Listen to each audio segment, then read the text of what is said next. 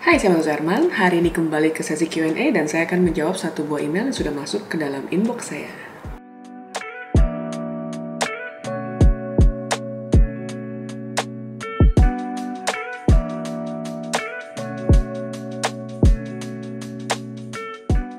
Terima kasih banyak buat teman-teman yang udah kirim email ke martasuherman@gmail.com. Hari ini saya akan memilih satu buah email untuk dibahas. Dan email yang saya pilih adalah email dari Deki Swag. Alamat emailnya adalah deki.js@gmail.com. Di sini ada tulisannya, "Halo Kak, perkenalkan saya Deki dari Kupang, NTT. Saya subscriber baru di channel YouTube Kakak. Banyak yang membicarakan tentang shutter count pada kamera. Saya pengguna Nikon D600. Sampai saat ini shutter count-nya mencapai 211, 513 ribu. Saya masih menggunakan untuk wedding, pre-wedding, fashion, dan lain-lain. Setelah mengecek shutter count-nya, saya sekarang merasa agak khawatir. Saya ingin bertanya, apakah jumlah shutter count pada kamera bisa mempengaruhi hasil foto kita? Berapa jumlah ideal shutter count pada sebuah kamera? Mohon penjelasan tentang shutter count pada sebuah kamera. Terima kasih Kak, salam jepret." Sebelum saya masuk ke pembahasan hari ini, saya ingin mengucapkan terima kasih banyak buat teman-teman yang sudah selalu support channel ini, dan juga buat teman-teman yang sudah subscribe dan selalu share dengan teman-teman lainnya.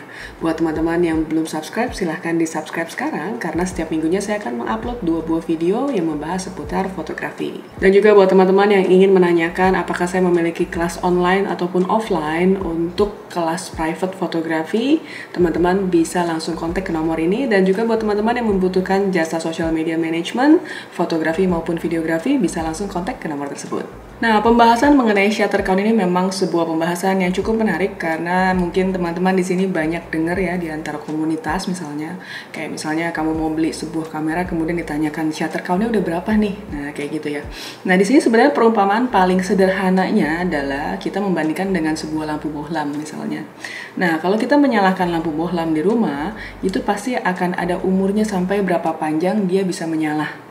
Nah, di sini kalau di sebuah kamera, kita mengumpamakan usia dari kamera ini tersebut dengan namanya shutter count.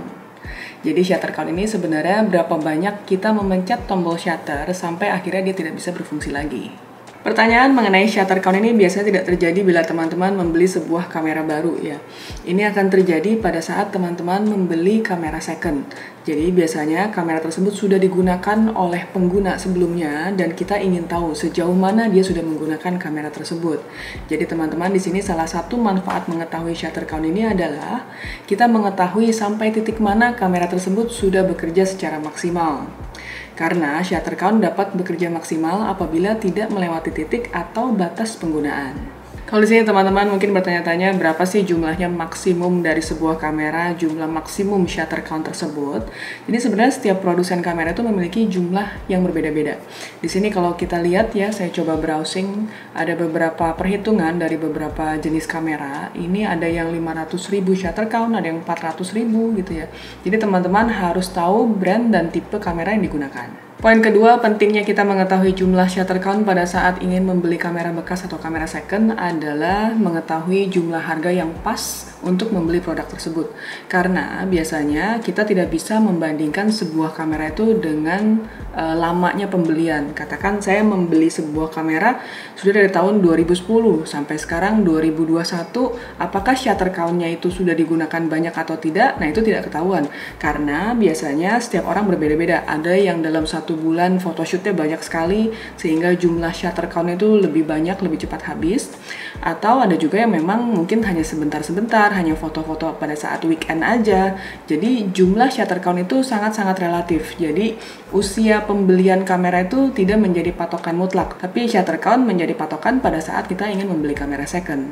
Nah, kemudian mungkin teman-teman di sini bertanya-tanya, apakah saya memotret dengan format JPEG dibandingkan dengan format RAW, perhitungan shutter count-nya berbeda atau tidak? Jadi sama aja buat teman-teman, selama kamu memencet tombol shutter di kamera kamu, itu akan otomatis terhitung. Jadi mau formatnya JPEG kah, TIFF kah, RAW kah, nah semua tetap hitungannya satu kali pencet berarti kamu akan menghabiskan satu buah shutter count. Kemudian pertanyaan lain misalnya, kalau saya mengubah settingan triangle exposure-nya, apakah bisa mengurangi shutter count atau tidak? Nah itu sama aja, teman-teman mau memotret dengan menggunakan slow speed maupun high speed, tetap selama kamu satu kali memencet tombol tersebut, itu berarti kamu menghabiskan satu buah shutter count. Dan kemudian mungkin pertanyaan ketiga adalah gimana caranya ngakalin supaya shutter count-nya bisa lebih panjang. Nah ini nggak ada caranya karena setiap produsen kamera sudah menyiapkan shutter count yang berbeda-beda dari setiap produk yang diciptakannya. Jadi teman-teman diterima aja kalau misalkan shutter count-nya habis, artinya kamu harus mengganti shutter count tersebut. Dan mungkin buat teman-teman yang bertanya-tanya bagaimana kalau misalkan shutter count-nya ini udah habis, udah sampai di titik maksimal. Nah jangan khawatir, bukan artinya kamera kamu tidak bisa digunakan lagi. Ini artinya kamera kamu harus dibawa ke tempat servis dan diganti shutter unitnya tersebut. Nah pastinya di sini akan membutuhkan biaya tambahan. Jadi di sini teman-teman harus berhati-hati sekali pada saat membeli kamera bekas atau kamera second, karena jangan sampai kejadian teman-teman beli kamera murah sekali tapi shutter count-nya ternyata udah mau habis. Katakan tinggal 10 kali jepret terus tahu-tahu kameranya mati dan teman-teman harus bawa ke tempat servis dan membeli shutter unit tersebut. Jadi akhirnya nggak murah juga beli kamera tersebut. Dan juga ditambah satu hal, kalau misalkan teman-teman mungkin membeli sebuah kamera yang tergolong cukup lama launchingnya, katakan udah sekitar 15 atau 20 tahun yang lalu, kadang-kadang spare partnya juga kan agak sedikit sulit untuk dicari. Jadi itu harus menjadi pertimbangan pada saat teman-teman membeli kamera bekas, teman-teman harus tahu mengenai shutter count-nya dan juga keberadaan dari shutter unit tersebut. Pertanyaan berikutnya adalah bagaimana caranya mengecek apakah kamera kita ini sudah mencapai titik maksimal atau belum. Nah caranya gampang banget, teman-teman bisa cek di beberapa website, saya akan sertakan linknya di bawah sini. Jadi teman-teman tinggal foto aja, ambil kameranya lalu foto sekali. Nah foto yang terakhir itu diupload ke aplikasi atau software tersebut. Nanti dia akan muncul apakah foto ini sudah mencapai titik maksimal atau belum. Atau misalnya dia akan kasih tahu, oh ini adalah foto ke jumlah kesekian. Jadi nah teman-teman harus hati-hati kalau misalkan jumlahnya sudah banyak, berarti sudah harus siap-siap untuk mengganti shutter unit tersebut. Dan kemudian mungkin teman-teman di sini bertanya-tanya bagaimana sih tipsnya supaya shutter count-nya irit nih. Nah ini sebenarnya kembali ke kita sendiri ya. Kita ini model fotografer yang seperti apa. Kalau teman-teman katakan seorang fotografer sports atau wildlife atau birding gitu ya. Nah itu memang genre fotografi yang kita nggak bisa berhemat sih. Karena kita harus menggunakan banyak shutter count. Jadi misalkan kita sering menggunakan continuous shot atau yang memiliki frame per second-nya tinggi. Nah itu otomatis jumlah shutter count ini pasti akan jauh lebih boros. Jadi teman-teman harus dipertimbangkan gitu ya.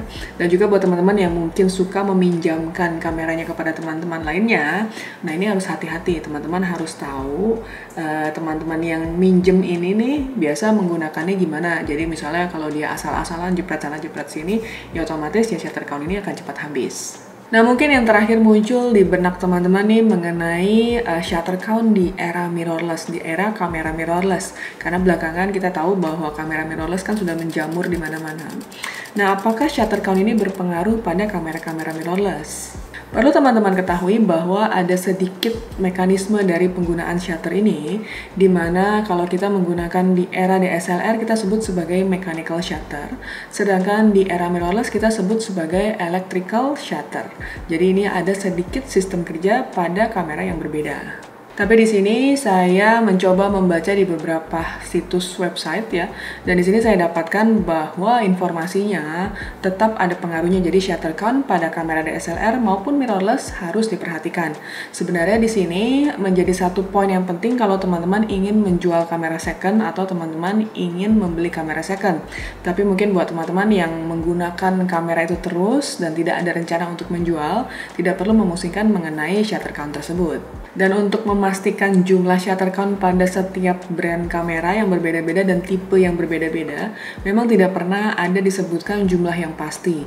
Jadi teman-teman harus coba sendiri. Jadi teman-teman coba cari, mungkin setiap kamera itu akan berbeda-beda ya. Karena teman-teman di sini saya juga tidak tahu kan ya kamera apa aja yang digunakan. Jadi mungkin teman-teman setelah teman-teman membeli atau mau membeli, nah teman-teman coba cek di beberapa situs tipe dan brand dari kamera yang kamu akan gunakan. Kemudian menyambung pertanyaan yang tadi ditanyakan oleh Deki mengenai apakah shutter count yang mendekati titik habis ini, hasil fotonya akan lebih jelek dibandingkan sebelumnya. Nah, di sini sebenarnya kalau saya rasa tidak ada impact secara langsung. Nah, tapi yang harus dipikirkan di sini adalah kalau misalnya saya menggunakan sebuah kamera, saya sudah memotret sebanyak 20.000 kali. Nah, kemungkinan terjadi sesuatu itu pasti ada chance-nya. Katakan misalkan kamera saya kebentur, kemudian kamera saya jatuh.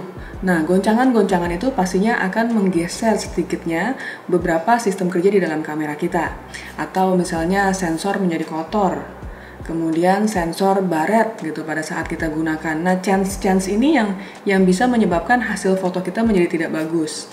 Nah, kalau teman-teman di sini menggunakan kamera yang umurnya sudah cukup panjang, shutter count-nya sudah cukup panjang, otomatis kemungkinan itu ada gitu ya. Atau misalkan kita sudah memotret berkali-kali, mekanismenya dari shutter unit ini misalkan dia sudah sering buka tutup.